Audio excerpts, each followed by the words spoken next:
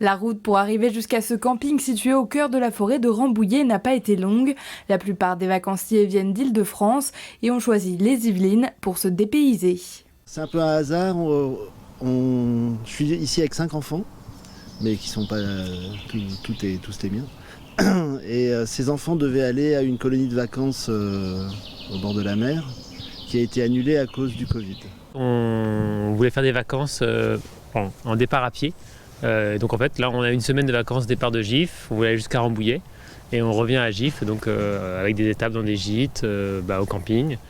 Sur ce site, 150 emplacements sont à disposition pour recevoir des camping-cars ou des voyageurs en tente et 75 hébergements atypiques sont proposés aux vacanciers. Pour le moment, depuis qu'on a réouvert donc le 18 juin, on rencontre un public essentiellement francilien. Ils sont venus en masse dès l'ouverture et là, depuis une semaine, on revoit un peu une population étrangère en recrudescence.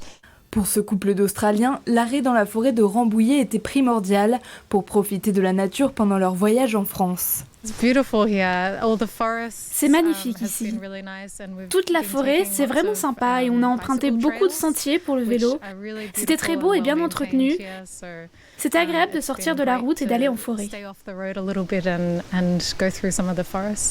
Pour accueillir à nouveau les vacanciers, le camping a dû se plier à des règles sanitaires strictes, surtout pour leur piscine naturelle qui n'est pas traitée au chlore. Avec les protocoles d'hygiène aussi inhérents, c'est-à-dire le gel hydroalcoolique avant d'entrer dans l'espace piscine, une petite fermeture le midi pour pouvoir désinfecter la plage, puisqu'une piscine naturelle ne se nettoie pas de manière identique à une piscine chlorée.